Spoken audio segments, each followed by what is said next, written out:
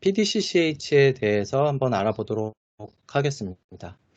PDCCH는 하는 역할을 일단 말씀을 드리면 DCI를 전송하는 게 역할이에요. DCI는 다운링크 컨트롤 인디케이터인가요? 뭐 그렇게 돼 있거든요. DCI를 전송하는 게 PDCCH의 역할인 거죠. 근데 5G가 되면서 그 PDCCH 안에 컨트롤 리소스 셋이라 그래서 코어 셋이라고 부르거든요.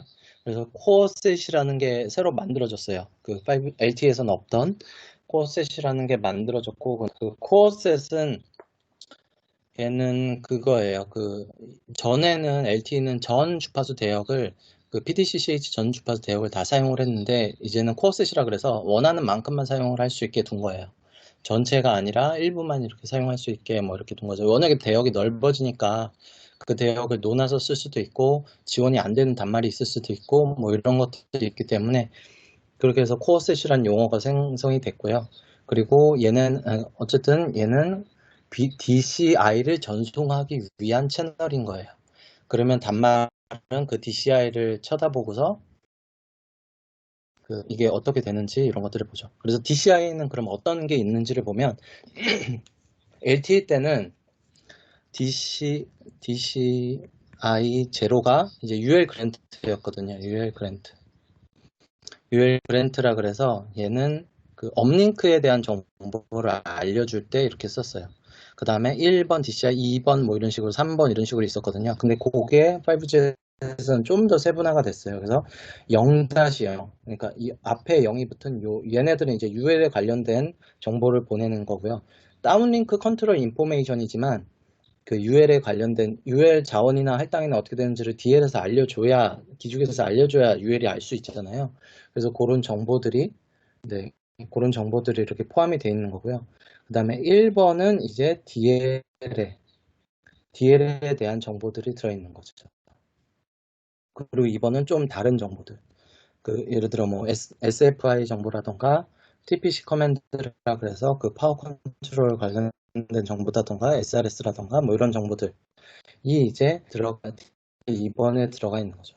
그리고 3번은 이제 릴리즈 16에서 새로 생겼는데요. 릴리즈 16에서 새로 생성이 됐는데 사이드 링크라 그래서 V2X 그거잖아요. 차량 원격 조정이라던가 아니면 자율주행 뭐 이런 데 사용하는 규격이거든요. 그래서 V2X 용어로 이렇게 생성이 됐어요. 요거는 포맷은 설명 한번 드렸지만 이거 릴리즈 16 기준이거든요. 15에서는 이런 것들이 없어요. 지금 이런 것들이 없는데 이런 것들이 없어요. 이런 것들 다 없고 한데 그 16의 최신 지금 버전으로 해서 내용은 넣어 놓은 거고요.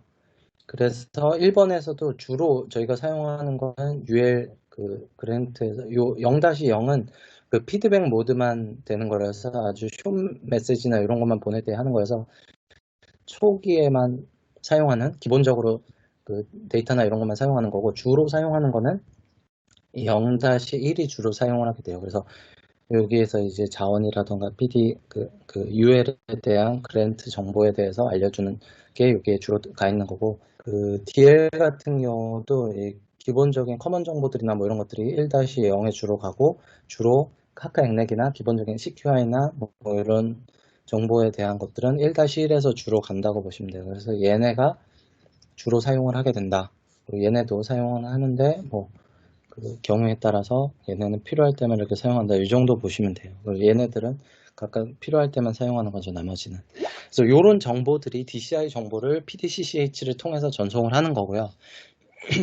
근데 PDCCH의 할당은 어떻게 되냐면 우리가 단위를 어그리게이션 레벨이라 그래서 어그리게이션이라는 건 이렇게 묶음이잖아요. 묶음 단위를 준 거예요. 그래서 LTE 때는 8까지 있었는데 NR에서 16까지 생성이 됐고 1부터 16까지 묶음으로 전송을 한다는 거예요. 근데 어그리게이션 레벨 하나는 CC 하나인데 CC라는 거는 그 컨트롤 엘리먼트의 단위거든요. 얘도 하나의 묶음이에요. 그래서 PDCCH를 전송하는 최소 단위가 CC라는 거예요. 근데 CC라는 거는 6개의 REG로 구성이 되어 있어요. 그러니까 RB에서 그 RB에서 여기 앞부분만 사용하잖아요. 그래서 요런 RB가 6개, 묶음이 있는 6개로 이렇게 돼 있는 그 단위로 전송을 한다는 거예요. 그러니까 여기는 RE가 12개가 있잖아요. 그럼 12 곱하기 6이니까 72개 RE 사용을 한다. 여기는 RB라고 보면 6RB, 여기는 12RB 이렇게 되는 거죠. 여기는 24RB. 네, 이렇게 구성이 됩니다. 48, 네, 96 이렇게 되는 거죠. 그래서 이런 식으로 전송이 된다는 걸 알고 계시면 됩니다. 어그리게이션 레벨을 올리면 네, 좋은 질문이세요. 사실 이걸로 제가 또 제조사에 개발 요청을 좀 한 게 있는데 어그리게이션 레벨을 보죠. 처음에 이거 저는 LTE 공부할 때 이게 1이 높은 건지 16이 높은 건지 이게 모르겠더라고요. 그게 제일 헷갈리더라고요. 그리고 이게 무슨 의미인지 그게 되게 헷갈리고 어려웠어요. 근데 이제 조금 이해는 할 것 같은데 그거예요. 같은 데이터를 어그리게이션 레벨 1로 전송을 만약에 한다고 하면 그러니까 6RB를 쓰는 거잖아요. 6RB에 있는 그 PDCCH 쪽 자원을 쓰는 거죠. 6RB에 DCI 하나를 전송을 하는 거예요. DCI 정보를 하나를. 16이라고 하면 96RB에 DCI를 전송을 하는 거예요. 그쵸? 그러면 똑같은 데이터 사이즈를 6RB에 얘가 사실 108비트인데요. 108비트를 전송을 할 때 6RB에 전송을 하는 것과 96RB에 전송하는 거는 어떨까요? 코딩 레이스를 낮출 수가 있어요. 그러니까 어그리게이션 레벨을 올리면 코딩 레이스를 낮출 수가 있죠. 코딩 레이스를 낮출 수 있다는 거는 에러에 훨씬 더 강하다는 거죠. 에러가 생기더라도 훨씬 더 얘를 디코딩하기에 좋아진다는 거죠. 그렇기 때문에 커버리지도 늘어날 수가 있어요. 그쵸? 어그리게이션 레벨을 늘리면. 대신에 단점은 뭘까요? 자원이 한정적인데 우리가 270 ERB로 보통 할당을 하는데 270 ERB 안에서 얘를 놓아서 이렇게 가입자들한테 줘야 되는데 얘를 너무 높여버리면 커버리지는 늘 수 있지만 가입자를 여러 명을 할당을 할 수가 없게 되겠죠. 그러면은 셀당 동접자 수가 줄어들 수밖에 없죠. 그렇기 때문에 얘를 너무 높이거나 너무 낮추거나 할 수는 없겠죠. 그러면 이거를 이제 다이나믹하게 해서 커버리지나 이런 것들을 좀 보고 어그리게이션 레벨을 조절을 해서 스케줄링을 해주면 그런 이슈들을 최소화할 수 있겠죠. 그래서 LTE 때는 원래 그렇게 했어요. 다 그렇게 했는데 5G는 지금 거의 고정으로 쓰고 있거든요. 아직 그것까지는 개발이 안 돼서. 그래서 이런 거 관련해서 추가 개발을 좀 요청을 해서 좀 진행을 하고 있어요. 그래서 커버리지 쪽을 보고 있기 때문에 그런 내용이 있습니다. 그래서 그 정도 알고 계시면 될 것 같아요. 그리고 좋은 질문이셨어요. LTE는 그래서 1cc가 LTE랑 구조가 좀 바뀌었어요. 이때는 9개 REG고 그 다음에 원 REG가 4개 RE를 사용하는 구조였는데 여기서는 그냥 6개 RB 간단해졌거든요. 근데 그 이유는 이게 달라진 건 아니고요.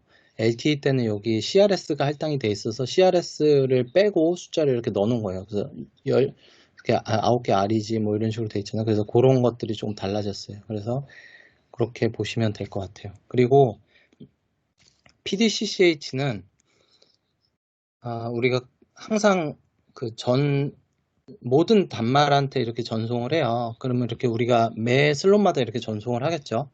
매 슬롯마다 전송을 하는데 이게 요때 오는 게 내 거에 대한 건지 얘가 오는 게 내 거에 대한 건지를 알 수가 없어요.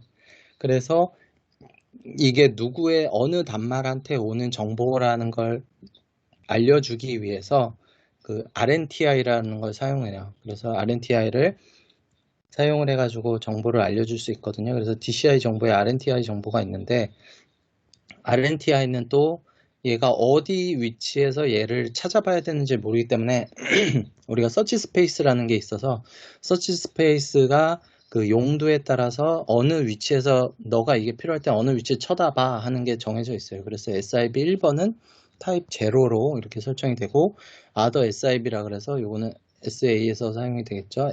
그 나머지 SI들라 그래서 OSI라고 부르기도 하거든요. 얘네들은 타입 0A에서 사용을 하게 되고요. 그 다음에 렛치용으로 사용하는 정보들은 여기 뭐 그 RA, RNTI 뭐 그리고 그때 또 temporary 네, 템퍼러리 셀 RNTI라 그래서 이런 정보들은 타입 1에 이렇게 할당이 되고 페이징은 페이징용으로 또 할당되는 위치가 있고요. 그래서 그 안에서 이렇게 쳐다보는 거예요. 쳐다봤는데 내 거 아니야? 그럼 그냥 버리면 돼요. 그냥 아니구나 이러고 말면 돼요. 그리고 일반적으로 가입자들에 대한 할당되는 거는 CRNTI로 가입자별로 이렇게 할당이 되고 뭐 이렇게 되는 거겠죠.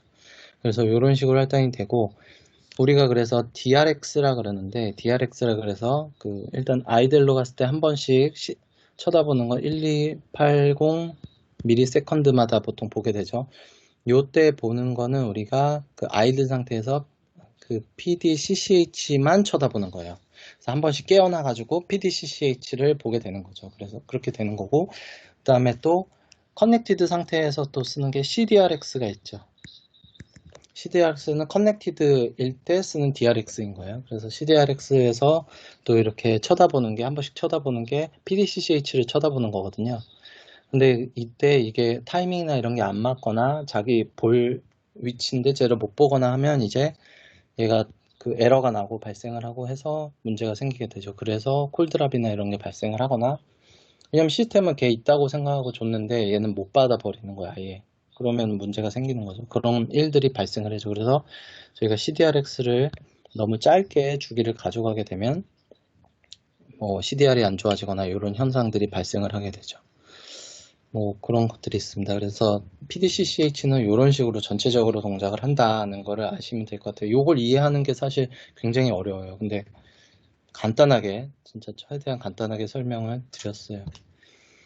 그래서 RNTI는 좀 더 보시면 그 라디오 네트워크 템퍼러리 아이덴티파이어고요. 그래서 얘는 한 셀에 접속해서 그 세션이 유지될 때는 일단 유지가 되는 거고 그 이후에는 또 바뀌게 돼요. 계속 같은 셀에서 그 단말이 있다 그래서 계속 같은 걸 쓰는 건 아니에요. 그래서 PRNTI는 페이징용인데 얘는 RNTI 넘버가 이렇게 하나로 똑같죠. 그러니까 모든 단말들이 똑같이 이렇게 쓰는 거예요. 똑같이. 그리고 SIRNTI도 얘도 브로드캐스팅 하는 정보니까 얘도 똑같이 이렇게 쓰게 되죠. 그리고 나머지 것들은 그때그때 할당하는 거에 따라서 RNTI 넘버는 다 바뀌게 돼 있어요. 그래서 이런 식으로 구성이 되어 있고 각 쓰임은 이렇게 다르게 됩니다. 그래서 TC RNTI는 이제 베어러가 다 생성되기 전에 래치 과정에서 보통 사용을 하게 되고 CRNTI가 주로 다 사용을 하는 거죠. 얘를 가지고 이제 단말들에 대한 정보를 다 주고받고 하게 되는 거고요. 뭐 이거는 파워 컨트롤용 뭐 정보 따로 내려줄 때 이렇게 하는데 그런 것들은 주로 이렇게 많이 사용되거나 하는 것들은 아니에요. 뭐그 정도 보시면 될 것 같아요.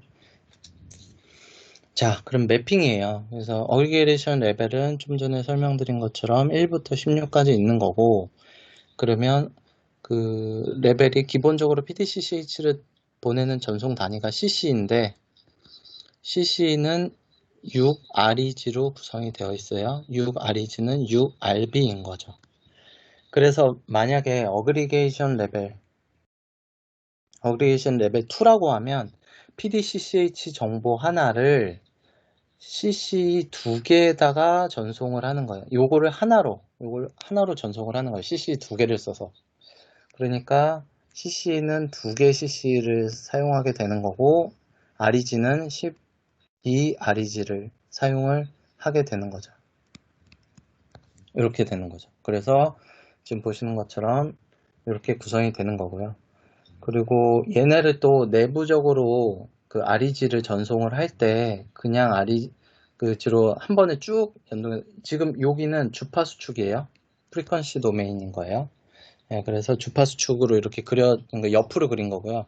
네, 여기 써 있네요. 프리퀀시 도메인. 네, 이렇게 돼 있는 거고 이걸 전송을 할 때 그러면 CC가 6개 REG면 6개 RB잖아요. 결국에. 그래서 6개 RB를 보낼 때 인터리브라 그래서 이렇게 꼬아서 보내지 않고 한 번에 쭉 연결해서 보내게 되면 이런 식으로 6개를 한 번에 이렇게 보내게 되는 거고요. CC로 여기는 그 시간축이니까 심볼이 되겠죠. 한 심볼을 보낼 때는 이렇게 6개를 보내거나 두 심볼을 보낼 때는 이렇게 3개 해서 이렇게 묶어서 보내거나 이런 식으로 보낼 수가 있고, 인터리브 방식을 사용을 하게 되면 그 번들이라 그래서 묶음 단위거든요. 묶음 단위를 2개씩 묶었다 그러면 2개씩 이렇게 묶어서 이게 한 cc가 되는 거죠. 이렇게 전송을 할 수가 있고, 그 다음에 이게 심볼이 두 심볼 쓰면 이렇게 묶어서 전송을 또 할 수가 있고, 그리고 만약에 REG 6개를 보내는데 두 심볼 쓴다 그럼 이렇게 묶어서도 보낼 수 있고, 뭐 이런 식으로 그거는 컨피그 설정에 따라서 이렇게 달라지게 구성이 되어 있어요. 그렇게 되어 있고, 그 REG 하나를 보면 REG에는, 그러니까 요거 하나가 RB인 거예요. 요거 RB 단위에서는 DMRS가 이렇게 구성이 되어 있습니다. 그래서 이렇게 3개 건너 하나씩 이런 식으로 구성이 되어 있죠. 그래서 이런 식으로 그 DMRS가 안에 같이 PDCCH용 DMRS가 같이 포함이 되어 있어서 PDCCH DMRS를 보고 그 기준을 잡아서 디코딩을 수행을 하게 됩니다. 네, 그리고 이제 그 PDCCH에서 코어셋을 조금 볼 텐데요. 코어셋은 그 하나에서 4개, 최대 12개까지 가능한데, 그 BWP 하나에서는 4개까지 가능하거든요. 네. 어, 아, 그 어그리게이션 레벨을 다르게 사용하는 거는 아까 설명드리긴 했는데요. 어그리게이션 레벨을 낮추면 당연히 강전 지역이나 이런 데서 어그리게이션 레벨을 낮추는 게 좋겠죠. 근데 약전에서 어그리게이션 레벨을 높이는 게 좋겠고요. 근데 어그리게이션을 레벨을 그럼 무조건 높이는 게 좋지 않나요? 라고 할 수가 있죠. 왜냐하면 높여놓으면은 뭐 CC 자원 더 쓰더라도 커버리지 늘릴 수 있으니까 좋겠죠. 할 수 있지만 문제는 그렇지는 않죠. 왜 그러냐면 그렇게 되면 동접자 수가 줄어들게 돼요. 우리는 270 ERB 내에서 사용을 해야 되거든요. 그럼 여기에 CC가 있는데 한 단말당 96RB를 쓴다고 봐요. 몇 개 할당되죠? 몇 개 안 되잖아요. 그래서 우리가 동접자 수를 늘리려면 이걸 내려야 돼요. 그쵸? 그래서 그거는 그 동접자 수나 커버리지나 뭐 이런 것들을 보고서 다이나믹하게 설정을 할 수 있게 되는 거죠. 네, 근데 아직 그렇게 다이나믹하게 설정은 잘 안 하고 있어요. 그래서 그거는 네, 좀 더 개발이 필요합니다. 자, 그래서 코어셋은 일단 코어셋 제로가 있는데요. 코어셋 0은 기본적으로 SIB를 할당하기 위한 코어셋이 0번으로 기본적으로 할당이 돼요. 그래서 이 정보는 MIB는 뭘로 전송하죠? PBCH. PBCH는 어디에 있죠? SSB에 같이 있죠. 네.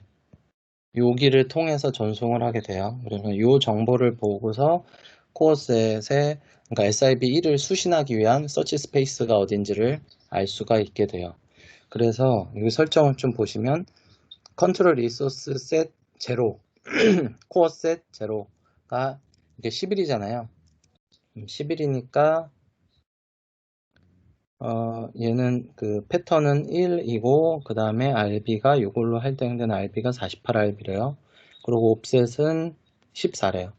그러니까 요 위치가 이게 그 SSB 전송된 이후에 요게 할당인데 요게 그 48RB용으로 SIB1로 할당이 되고 그 다음에 사용은 여기 12RB부터 이렇게 할당이 된대요. 그래서 뭐 그런 정보들이 들어있다고 보시면 돼요. 그렇게 돼 있는 거고 그 다음에 네, 요거는 뭐냐면 PDCCH 타입 제로에 대한 설명인데 요거는 그래서 얘가 그 PDCCH가 할당이 얼마나 이격을 두는지 뭐 이런 거예요. 그래서 얘가 0이면 여기 바로 다음 난 여기인 거고 이게 그 2다 그러면 그 다음번에 얘를 서치 스페이스에서 할당할 수 있고 뭐 이런 정보들이 있는 거고 그 다음에 M은 그 서치 스페이스가 몇 개가 들어있냐 그럼 여기에 그냥 하나만 들어있는 경우를 이렇게 쓰는 거고요.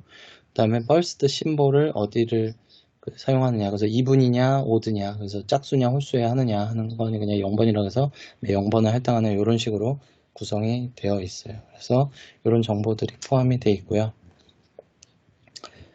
그 다음에 네, 이제 그러면 주파수 도메인으로 PDCH가 어떻게 할당되는지를 좀 볼게요. 프리퀀시 도메인 리소스는 PDCH에서 보면 여기는 제조사 하나는 이렇게 봤더니 여기 가운데 빵꾸가 뚫렸대요.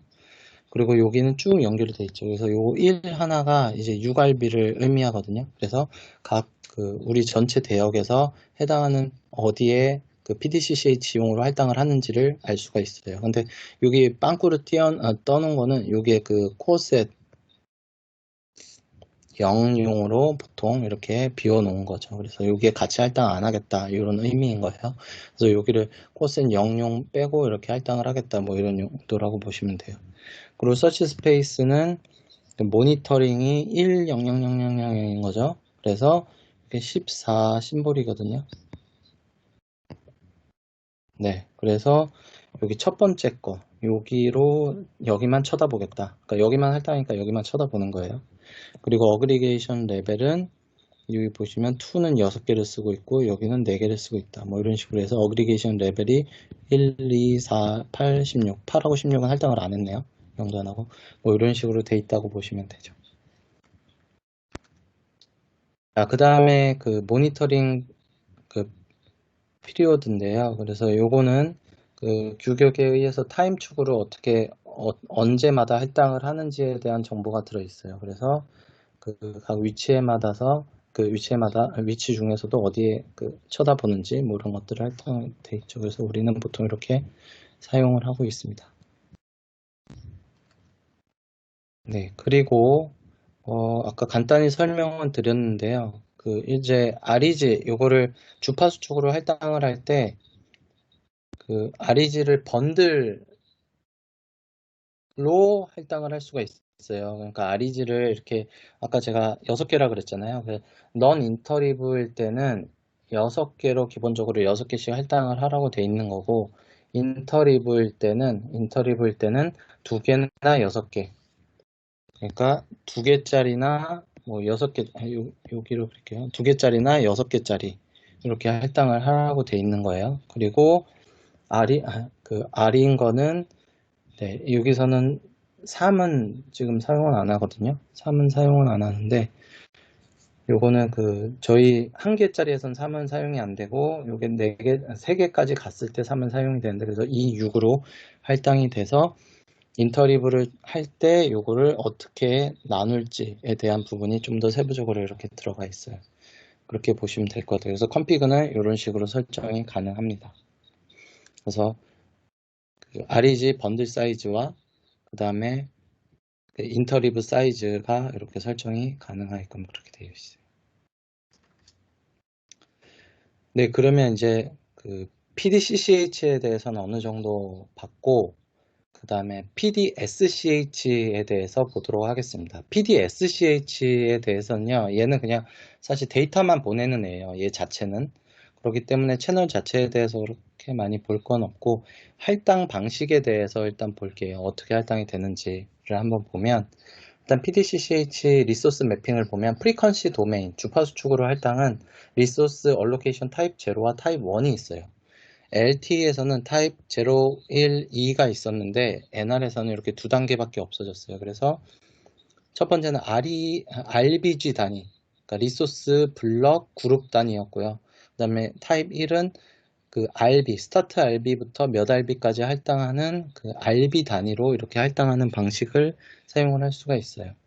그래서 RBG 단위라는 거는 이렇게 묶음 단위로 보낸다는 거예요. LTE 때는 우리가 20MHz, 헤르츠에서는 우리가 보통 RBG 단위가 4개 RB 단위씩 할당을 했고요. 10MHz에서는 3개 RB씩 할당을 했거든요. 이렇게 구성이 되어 있고 NR에서는 기본적으로 우리가 273RB를 쓰니까 우리는 컴피그 16개 단위씩 묶어서 보낸다는 거예요.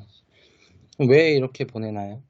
왜 그러냐면 우리가 이거를 스케줄링을 해줄 때 각각 RB에 대해서 다 따로 제어를 하게 되면 너무 이게 스케줄링 할 때 부하가 커진다는 거죠. 그래서 얘도 하나의 컴퓨터잖아요. 그래서 CPU 부하가 프로세싱에 프로세싱 하는데 시간이 오래 걸리고 하기 때문에 그리고 부하가 많이 걸리기 때문에 이거를 어차피 얘는 퉁퉁 크게 주는 애니까 그냥 크게 줘라. 한 번씩 이렇게 줘라. 그러면 스케줄링 부하나 이런 걸 줄일 수도 있고 더 그게 성능을 높일 수가 있거든요. 우리가 단말을 우리가 시험을 할 때 그 최고 속도 시험을 하거나 할 때는 어플리케이션 단위나 이런 부분도 나머지를 다 삭제를 하고 그래서 메모리를 최소화하고 이렇게 속도를 땡겨야 최고 속도가 나와요. 무선 신호만 좋다고 해서 나오는 건 아니고요. 그런 식이 되거든요. 그런 식으로 시스템들이 PC에서도 뭐 그렇잖아요. 그런 식으로 모든 이런 시스템 단위나 뭐 이런 우리 장비에서도 그 프로세싱 능력을 최대한 줄여줘야 프로세싱에 대한 버든을 줄여줘야지만 훨씬 더 속도나 이런 걸 좋게 할 수 있거든요. 그래서 이런 식으로 이렇게 RBG 단위로 할당을 해서 현재는 대부분의 시스템들이 이렇게 사용을 하고 있습니다. 그래서 타입 1 같은 경우는 그 RIV가 결정이 되는데 여기에서 그 RB 스타트 위치에서 그리고 그 다음에 사이즈 N 사이즈 BWP라고 해서 요거는 275 RB가 되는 거고 요거는 우리가 사용하는 RB 273 RB 이렇게 해서 계산해 보면 그 RIV가 나오거든요. 그래서 실제 우리가 사용하는 RB 수 이렇게 넣어가지고 계산해 보면 그 얼로케이션 하는 방식이나 이런 것들이 그때그때마다 결정을 해서 할 수가 있어요. 그래서 컴피그에서 보시면 얼로케이션 타입 0를 쓰고 있고 그 RBG 사이즈 컴피그 1을 사용하고 있죠. 그러니까 요거를 사용하고 있다는 뜻이에요. 요거란 얘기예요. 그렇게 설정을 해서 지금 사용을 하고 있습니다. 네, 그 다음에 타임 도메인을 보시면 그 주파수 축으로는 받고 시간 축으로는 어떻게 할당을 하느냐면 LTE에서는 PDCCH가 이렇게 할당이 되고 얘가 PDSCH에 어디에 할당되고 얼마를 할당을 하는 걸 이렇게 고정적으로 정해서 사용을 할 수 있었는데 NR에서는 여기에 PDCCH 써서 이렇게 할당을 하고 얘가 두 번째 두 번째 슬롯도 이렇게 할당해서 할 수도 있어요. 그래서 여기 하나에서 다음 번째 그 슬롯도 이렇게 제어를 하고 이런 것들도 가능하거든요. 규격적으로는. 실제로는 그렇게 사용은 안 해요. 왜냐면 이렇게 하면 여기 전송된 게 또 액렉 주고받고 뭐 하면 또 이게 시간이 너무 길어지고 오히려 하거든요. 그럼 이렇게 쓰면 여기까지 PDCCH 할당 안 하고 PDSCH로 쓰니까 데이터 속도를 높일 수가 있는데 그럼 원유의 관점에선 그렇지만 단말이 많아지거나 재전송이 많아지거나 이러면은 오히려 속도가 빠지게 되죠. 이게 그 레이턴시나 이런 게 더 늦어지고 하는 거기 때문에 오히려 안 좋은 점들이 많죠. 그래서 실제 시스템은 각 슬롯마다 이렇게 PDCCH를 할당을 하게끔 지금 설계를 다 하고 있거든요. 하지만 규격적으로는 이런 것들이 다 가능해요. 그래서 그 내용이 K0라고 보시면 돼요. 그래서 DCI가 PDCCH를 통해서 전송이 되죠. PDCCH를 통해서 이렇게 한 심볼에 이렇게 전송이 되면 그래서 K0가 0이면 여기에 PDSCH 할당되는 정보가 들어있는 거고 예를 들어 K 뭐 3이다. K0가 3이다. 그러면 세 번째 요거에 대한 PDSCH에 그 할당된 정보가 여기서 할당된 정보를 알려주게끔 되게 돼 있어요. 근데 다 K0는 그 0을 사용하고 있다고 보시면 돼요. 그래서 이렇게 0을 사용하고 있거나 이게 없는 경우는 이게 그 비어 있는 경우는 0이라고 보시면 돼요. 이렇게 설정이 되어 있습니다. 근데 시간축으로 할당할 때는 사용하는 게 매 슬롯마다도 뭐 PDSCH 할당된 거, 그 다음에 DMRS 할당된 거, 그 CSI-RS 할당된 거 이런 거에 따라서 타임 디비전으로는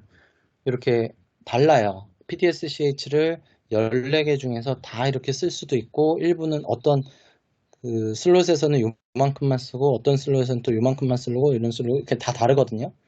그래서 매 슬롯마다 그 위치를 정확히 잡아줘야 돼요. 그래서 우리가 그거를 SLIV라 그러는데요. 뒤에서 설명드릴 거예요. 그래서 그 타임 도메인으로는 SLIV를 이용해 가지고 그 스타트 심볼과 그 다음에 몇 개 심볼까지 몇 개 심볼을 사용하는지를 SLIV를 정의를 해서 DCI로 정보를 내려주게끔 그렇게 되어 있습니다. SLIV를 보면 Start and Length Indicator라 그래서 SLIV가 있는데 S는 스타트 심볼, 어디서 시작하는지 심볼이고 L이라는 거는 Continuous, 그러니까 계속 이렇게 할당된 그 심볼의 그 개수, 뭐 이렇게 정보가 들어있어요. 그래서 규격에 이렇게 정의가 되어 있고요. 그걸 이렇게 그려봤어요. 그래서 스타트 심볼이 0일 때, 그리고 최대 14개가 있을 거잖아요. 그래서 14개일 때는 그때 번호가 우리가 매핑하는 번호 27인 거고, 예를 들어 우리가 실제 우리가 사용할 때 PDCCH 쓰고 뭐 이렇게 쓰죠. 그럼 PDSCH라는 건 DMRS가 처음에 시작하는 거니까 DMRS 위치부터인 거예요. 그래서 DMRS가 예를 들어 두 번째 쓴다. 그럼 여기겠죠. 여기일 때 그러면 당연히 여기 2부터 시작했으니까 여기는 최대 쓸 수 있는 게 12개까지겠죠. 그래서 12개까지만 이렇게 이 중에 어디에 할당되는지 그때 사용하는 번호가 이거라는 거예요. 그래서 타입 0에 그 타입 A에 그 다음에 40이다. 그러면 40이라 그러면 40이 어디 있을까요? 40 여기 있네요. 40이라 그러면 요거겠죠. 그러면 스타트 심볼이 1이고 그 다음에 랭스가 13이다. 그러니까 40은 여기서부터 시작을 하는 거고 그 다음에 13개 심볼을 사용할 수 있다. 그러니까 요만큼 사용을 하는 걸 하게 된다. 그래서 요게 엄청 여러 개가 나와 있죠. 그래서 실제 리컨피그 메시지에 보면 그래서 요걸 보고서 어떻게 실제 자원이 할당되는지 알 수가 있어요. 그래서 요거는 근데 DCR 통해서 PDCCH를 통해서 그때그때 내려주니까 리컨피그 메시지를 보고서는 어떤 심볼이 몇 개가 할당되는지 알 수는 없어요. 그냥 컨피그만 이렇게 들어있는 거예요. 그래서 이렇게 매핑해서 사용을 하게 됩니다.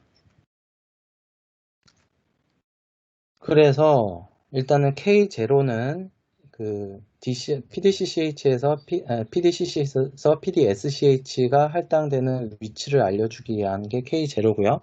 그럼 K0로 해서 PDSCH가 이렇게 할당이 되겠죠?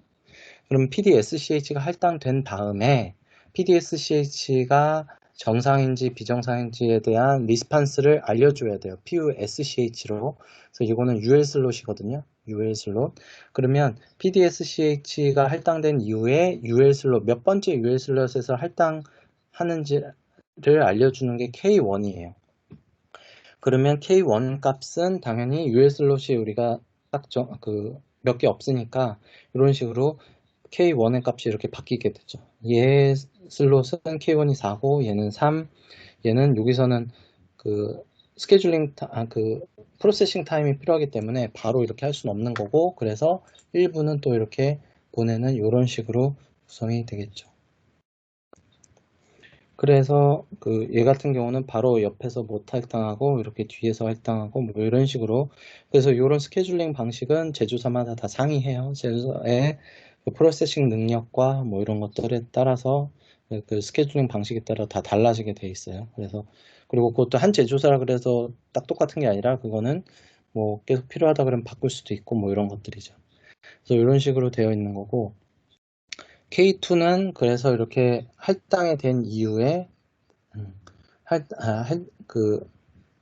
이렇게 할당이 돼서 이렇게 정보를 액렉을 알려주는 거고, 그 다음에 K2라는 게 또 있는데, K2는 이제 PUSCH가 어디에 할당이 된다는 정보를 알려주는 거예요. 그래서 DC에서 이게 UL 그랜트 정보 중에 이런 게 있겠죠. UL 그랜트 정보로 이렇게 내려줄 때, 그래서 UL 그랜트니까 DCI 0-0이나 0-1로 정보를 알려주겠죠. 그래서 K2에 이렇게 어디에 정보가 있는지 알려주게 되는 거고, 요거는 시그널링을 통해서 RRC 메시지로도 알려줄 수 있어요. 그래서 이렇게 미리 고정이 되어 있다면 이렇게 알려주는 방식, 이런 것들이 있습니다.